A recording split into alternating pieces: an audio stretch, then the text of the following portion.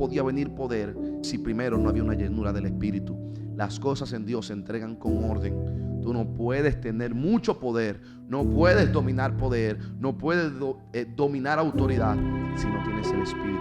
Porque te pasará lo que estamos hablando justamente ahora del presidente Nicolás Maduro. Tiene poder, tiene autoridad, pero no tiene el Espíritu.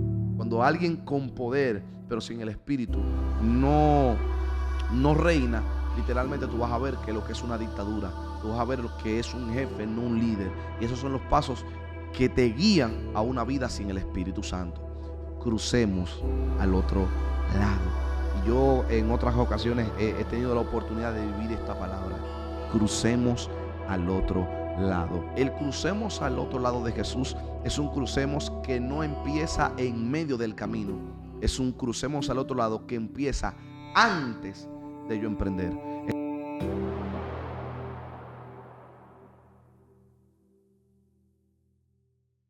Fluye. Vamos. Amén. Quiero soltar una palabra de mucha bendición en el libro de Lucas, capítulo 8, verso 26, pero se origina y empieza en el verso 22 también, y quisiera tomarlo en cuenta. Dice: aconteció un día que entró en una barca con sus discípulos y les dijo: al otro lado del lago, y partieron.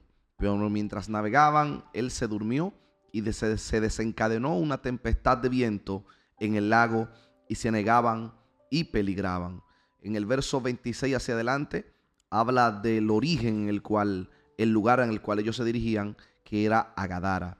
Yo sé que muchas personas han leído esta historia y ha servido de mucha bendición en diferentes momentos, y quisiera traer una enseñanza y una pequeña reflexión de esta historia que personalmente a mí me bendice de una manera muy especial, y es específicamente el encuentro que tiene Jesús con sus discípulos antes de emprender este destino.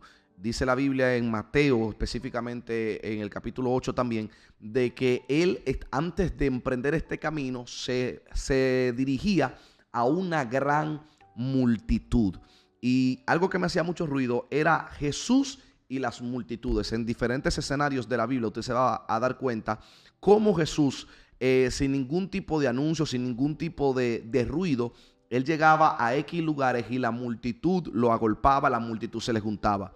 Por ejemplo, hoy en día, mañana nosotros, sábado 3, tenemos lo que es el seminario. No sé si usted se ha dado cuenta que tenemos un mes completo anunciando por las diferentes redes sociales que tenemos ese seminario. Las promociones se utilizan para que un grupo de personas se muevan de un lugar A o a un lugar B. Existen diferentes plataformas de recomendación, como lo son Facebook, lo son YouTube, lo son periódico, televisión, diferentes plataformas que pueden anunciar y dar eco de cualquier anuncio, de cualquier convocatoria. Ahora, eso es en este tipo de momento en el cual estamos viviendo, que se utiliza ese método de publicidad. Pero nosotros analizando el método de publicidad que se utilizaba en los tiempos de Jesús, ¿cuáles eran? O sea, ¿cómo es posible que, Blanca, cada vez que Jesús se movía a un sitio, la multitud lo agolpaba? O sea, ¿qué publicidad utilizaba Jesús, maestro? ¿Qué era lo que Jesús hacía? Que cuando él llegaba a un lugar, la gente se agolpaba. Dentro de mi interpretación, sé que hay muchísimas más. Había unas que para mí, una de las tantas, era la más importante, y es la promoción que más funciona. Es la que utilizó Blanca ahora mismo, antes de empezar el programa. A ella le regalaron o le dieron una crema para ella probarla, ¿verdad, Blanca? Y usted probar esa crema, ver la eficiencia de esa crema, ¿qué le va a hacer a usted? Usted va a agarrar, va a utilizar su plataforma y va a ¿qué? A promocionar. O sea, pero primero usted tuvo que probar, usted tuvo primero que sentir. Para mí, la promoción más importante que utiliza Jesús en muchos de los escenarios que él tenía era la promoción de boca en boca.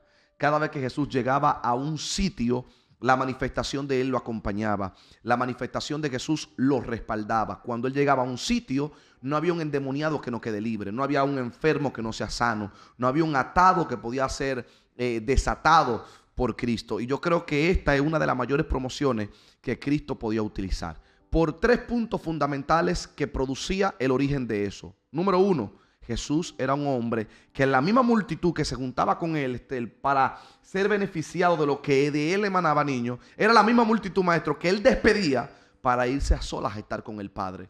Esa misma multitud que lo juntaba para ser bendecidos a través de lo que él podía manifestar, era la misma multitud que Jesús le decía: necesito estar con mi Padre, no con ustedes. Y vamos a ver qué importancia, qué es lo tan bonito que producía esta oración en la vida de Jesús, lo cual manifestaba los milagros que el pueblo quería, pero que a la misma vez él los despedía para estar a solas con Jesús. Y podemos ver que lo que producía esa oración eran tres cosas fundamentales que quiero profetizar y quiero bendecir sobre tu vida. Número uno, y lo más importante, era que esa intimidad con Dios podía producir a lo que se le llama relación. Cuando tú tienes intimidad con el Padre, cuando tú tienes oración, cuando tú mantienes un momento de intimidad con el Padre, tú creas relación, Esther. Cuando tú creas relación, niño, tú tienes la capacidad de poder saber discernir cuál es su voz, saber discernir lo que el Padre quiere para con nuestra vida. Yo creo que el resultado de tantos fracasos en matrimonios, el resultado de tantos fracasos en empresas, el resultado de tantos fracasos en decisiones que tú has tomado, es por tú canalizar la voz de tu interior, la voz de tus emociones por encima de la voz de Dios. Mas sin embargo, cuando tú tienes una vida de relación con Dios, una vida de intimidad con el Padre, tú puedes canalizar la voz de Él por encima de la de tus emociones y por encima de lo que tu carne quiere.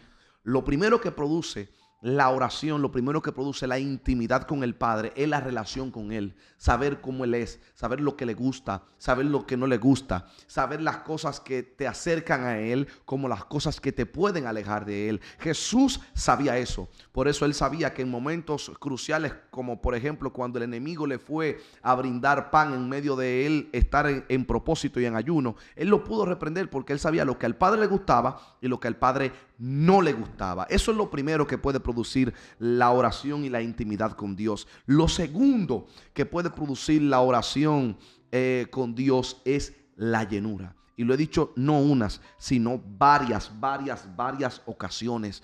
No hay otra manera de tú ser lleno de Dios sino practicando los ejercicios que Jesús practicaba. Seguirlo a Él en esencia, seguirlo a Él en contenido. ¿Qué Jesús hacía? Jesús oraba, Jesús ayunaba, Jesús se mantenía en intimidad con el Padre. Esto daba como resultado una llenura espiritual, de lo cual de Él emanaba empatía, amor, respaldo, respeto. O sea, era un hombre que practicaba los frutos del Espíritu, de lo cual Él estaba lleno. Él nunca brindó nada de lo cual no le emane de dentro. O sea, todo lo que Jesús vivió, todo lo que Jesús practicó, las buenas costumbres blancas, los frutos del Espíritu que Él manifestó, estaban dentro de Él. Ahora, ¿cómo esos frutos podían crecer dentro de Él? Bueno, Él tenía que tener una buena raíz. Él tenía que tener una buena simiente para que esos frutos puedan crecer.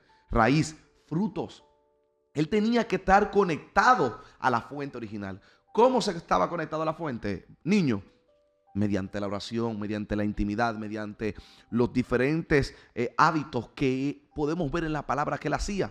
Esto podía ser de que de Él pudiese emanar algo que lo cual pudieran crecer esos frutos. Dado esto, el tercer punto es la manifestación. La oración produce manifestación. Cuando tú oras con Dios, tú tienes respaldo de Él. Cuando tú estás cerca de Dios mediante intimidad de cualquier índole, puede ser escuchando música, adoración, ayuno, oración, silicio, cualquier tipo de relación de intimidad con el Espíritu Santo que tú tengas, es aquella que te va a acercar y va a producir en ti manifestación. Manifestación que no se quede en palabras, sino en hechos. Hay veces que tú tal vez no puedes levantar un paralítico, tal vez Dios no te use en el ámbito de milagros. Niño, pero tú puedes levantar, no un paralítico, pero puedes levantar la incredulidad del que no cree. Sí. ¿Cómo? Con tus hechos. Aquel que tiene toda la vida prostituyéndose, vendiendo droga, aquel que tiene toda su vida vendiéndose como ateo y de repente, ¡fuaf!, Dios llega a su vida, cambia su entorno, cambia su sistema, cambia su vida. Esa persona tal vez no te está manifestando un milagro, no está haciendo que un brazo crezca de un lado para otro, pero no hay mayor evidencia de fe que Dios lo cambió, que ver lo que era su vida y lo que es su vida hoy.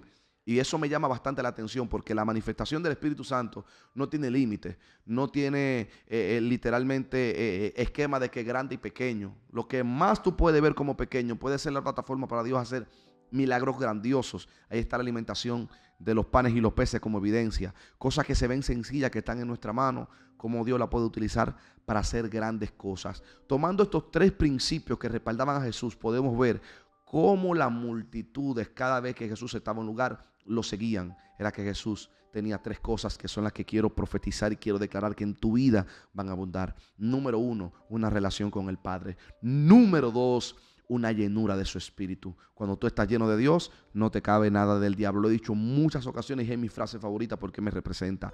Número 3, manifestación.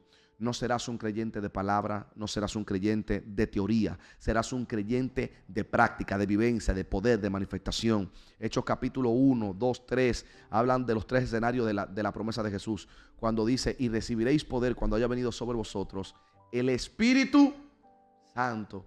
Había un orden en el cual se podían recibir las cosas. No podía venir poder si primero no había una llenura del Espíritu. Las cosas en Dios se entregan con orden.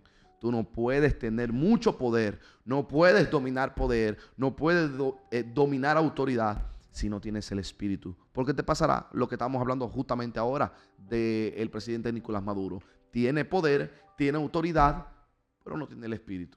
Cuando alguien con poder, pero sin el Espíritu, no reina, literalmente tú vas a ver que lo que es una dictadura, tú vas a ver lo que es un jefe, no un líder. Y esos son los pasos que te guían a una vida sin el Espíritu Santo.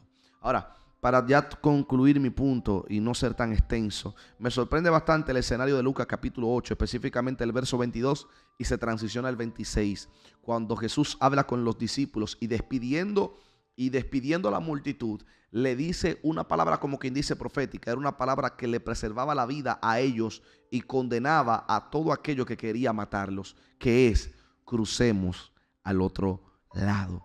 Y yo en otras ocasiones he tenido la oportunidad de vivir esta palabra: crucemos al otro lado. El crucemos al otro lado de Jesús es un crucemos que no empieza en medio del camino, es un crucemos al otro lado que empieza antes de yo emprender. Es como una palabra que te preserva la vida. Es como la palabra de David contra Goliat. Ya había una palabra que le preservaba la vida y no había tormenta, no había dificultad que pueda matar a los discípulos ni al mismo Jesús que estaban dentro de la barca. Ellos ya tenían una palabra que le preservaba la vida, que es: crucemos al otro lado. ¿Sabes qué estaba haciendo Jesús en medio del despertar? ¿Sabes qué estaba haciendo Jesús en medio de la tormenta? Jesús estaba haciendo lo que está haciendo el maestro, que me gustaría que el productor ahí ponga la toma. Estaba dormido. No. En medio del proceso, en medio de la dificultad, el maestro dormía. Él me trajo una coca. ¿Todavía está mareado? No, yo no dormía. No, porque esa como que me activó. Entonces, yo voy a la noche entera estudiando. No quitó el sueño. Pero usted dijo que va a entrar en un estado meditativo. Por eso. Que eso sí, lo elevó. Tengo más, ¿quieres? Dame una coca. ¿Tú quieres que sé que no queda adicto? Yo nunca le he probado, pero quiero darle. En conclusión, quiero terminar mi alocución con el mensaje más importante antes de que el maestro empiece a promocionar su coca, que se la distribuye Esther. Así que ellos tienen un negocio de coca que no sé cómo Dios puede respaldar eso. Yo sé, ese corte de ayer, ese que me olvidó, ese es el corte. Yumi, descansa. Está flaco, yo sé, me preocupa. Termina. Hay trabajo con José. Mi enseñanza final es que el escenario del endemoniado gadareno se produce por una sola cosa. Número 1, un respaldo de Dios en el principio. Te va por la puerta. Procura que Dios en tu principio, procura que Dios antes de tu emprender, antes de tu salir, antes de tu caminar, antes de tu hacer cualquier cosa en tu vida, procura tener el crucemos al otro lado de Jesús. Eso será la garantía de que hará que aunque el matrimonio pase momentos de dificultad, prevalezca.